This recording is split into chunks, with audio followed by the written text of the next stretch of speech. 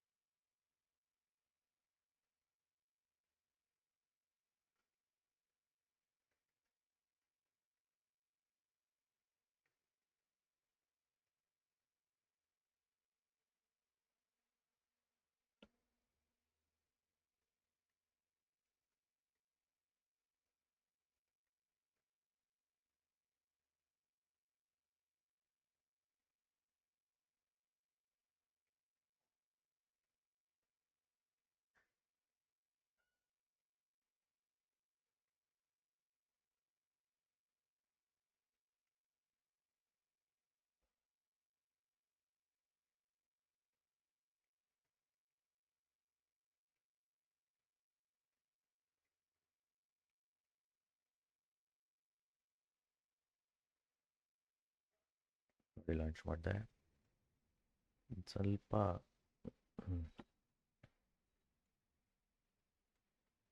ಇದಕ್ಕೆ ಪ್ರೆಡಿಕೇಟ್ ಎಲ್ಲ ವರ್ಕ್ ಆಗಲ್ಲ. ಸೊ ಇದು ಡಿಫ್ರೆಂಟಾಗಿ ವರ್ಕ್ ಆಗುತ್ತೆ. ಸೊ ನಾನು ನಿಮಗೆ ತೋರಿಸ್ತೀನಿ ಇದು ಇನ್ನೊಂದು ಇದೇನಪ್ಪ ಅಂತ. ಸೊ ಈಗ ನೋಡಿ,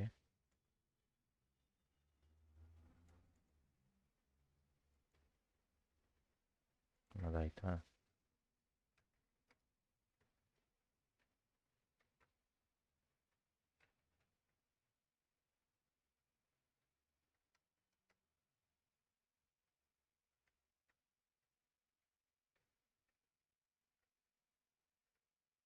ಸೊ ಹಿಂಗೆ ಇದಕ್ಕೆ ಈ ಥರ ಕಳ್ಸೋಕ್ಕಾಗಲ್ಲ, ಯಾಕಂದರೆ ಇದು ಕಾಂಪ್ಲೆಕ್ಸ್ ಸ್ಟ್ರಕ್ಚರ್ ಅಲ್ವಾ. ಸೊ ಇವಾಗ ನಾನು ಏನು ಮಾಡ್ತೀನಿ ಅಂದರೆ,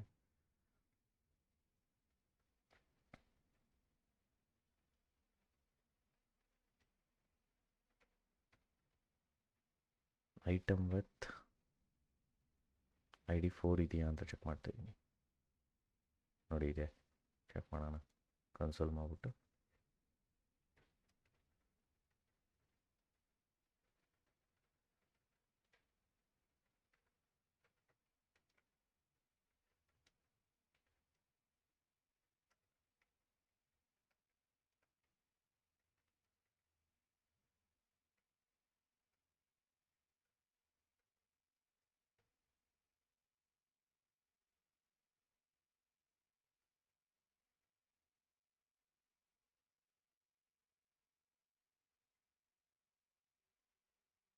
ಓಕೆ.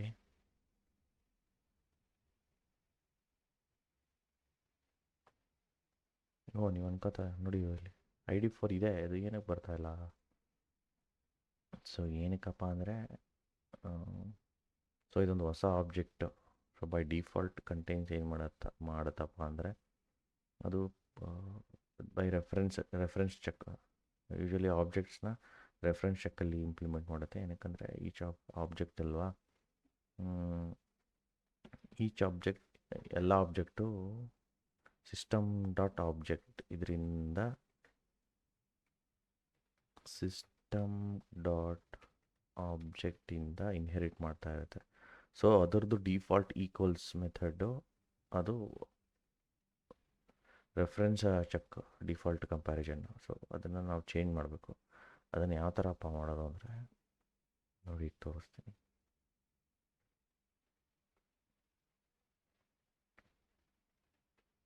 ಸೊ ಅಲ್ಲೊಂದು ಮೂರನೇ ಇದು ಓವರ್ಲೋಡೆಡ್ ಮೆಥಡ್ ಇದೆ. ಸೊ ನಾವು ನೋಡಿ ಈಕ್ವಾಲಿಟಿ ಕಂಪೇರರ್, ಈ ಈಕ್ವಾಲಿಟಿ ಕಂಪೇರರ್ನ ಪಾಸ್ ಮಾಡಬೇಕು. ಸೊ ನಾವು ಇವಾಗ ಅದನ್ನು ಇಂಪ್ಲಿಮೆಂಟ್ ಮಾಡ್ಬಿಟ್ಟು ಪಾಸ್ ಮಾಡೋಣ.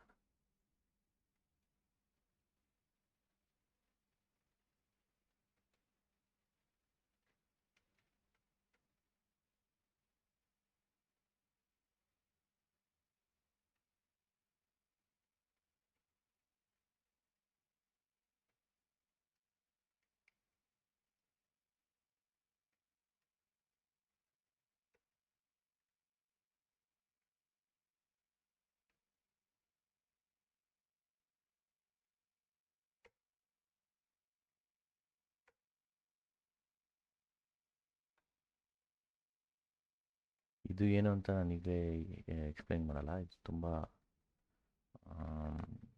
ಇದು ಡಿಫ್ರೆಂಟ್ ಇದಾಗ್ಬಿಡುತ್ತೆ. ಸೊ ಅದು ಎರರ್ ಬರಬಾರ್ದು ಅಂತ ಇದು ಮಾತ್ರ ಮಾಡ್ಕೋತೀನಿ. ಇಲ್ಲಿ ನೋಡಿ, ಇದೇ ನಮಗೆ ಮೇನ್ ಬೇಕಾಗಿರೋದು. ಈಕ್ವಲ್ಸ್ ಯಾವ ಥರ ಕಂಪೇರ್ ಮಾಡಬೇಕು ಅಂತ ಸ್ಟಾರ್ಟ್ ಮಾಡ್ತೀನಿ. X dot I D compare. So ಇವಾಗ ನಾವೇನು ಮಾಡಬೇಕಪ್ಪ ಅಂದರೆ,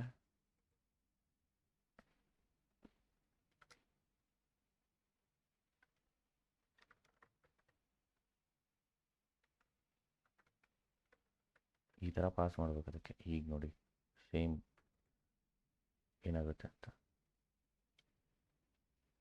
ನೋಡಿದ್ರಾ? ಈಗ ಟ್ರೂ ಅಂತ ಬರ್ತಿದೆ. ಏನಕ್ಕಂದರೆ ನಾನು ಅದನ್ನು ಓವರ್ ರೈಡ್ ಮಾಡಿಬಿಟ್ಟು ಇಲ್ಲಿ ಕ್ಲೀನಾಗಿ ಇಂಡಿಕೇಟ್ ಮಾಡ್ತಾಯಿದ್ದೀನಿ ಏನ್ದ್ರ ಮೇಲೆ ಕಂಪೇರ್ ಮಾಡಬೇಕು ಅಂತ. ಸೊ ತುಂಬ ಜಾಸ್ತಿ ಆಗುತ್ತೆ ಅನಿಸುತ್ತೆ. ಸೊ ಈ ಚಾನಲಲ್ಲಿ ಇಷ್ಟೇ. ಐ ಮೀನ್ ಈ ವಿಡಿಯೋದಲ್ಲಿ ಇಷ್ಟೇ ಮಗ. ಸೊ ಏನಾದರೂ ನಿಮಗೆ ಡೌಟ್ಸ್, ಕ್ವೆಶ್ಚನ್ಸ್ ಇದ್ದರೆ ಕಮೆಂಟ್ಸಲ್ಲಿ ಹಾಕಿ. ನಾನು ನಿಮಗೆ ಅದಕ್ಕೆ ರೆಸ್ಪಾನ್ಸ್, ಕ್ಲಾರಿಟಿ ಏನಾದರೂ ಬೇಕಿದ್ದರೆ ಕೊಡ್ತೀನಿ. ಸೊ ಅಲ್ಲಿ ತನಕ ನೋಡ್ಕೊಳ್ಳಿ, ಮಾಡ್ಕೊಳ್ಳಿ, ಕಲ್ತ್ಕೊಳ್ಳಿ.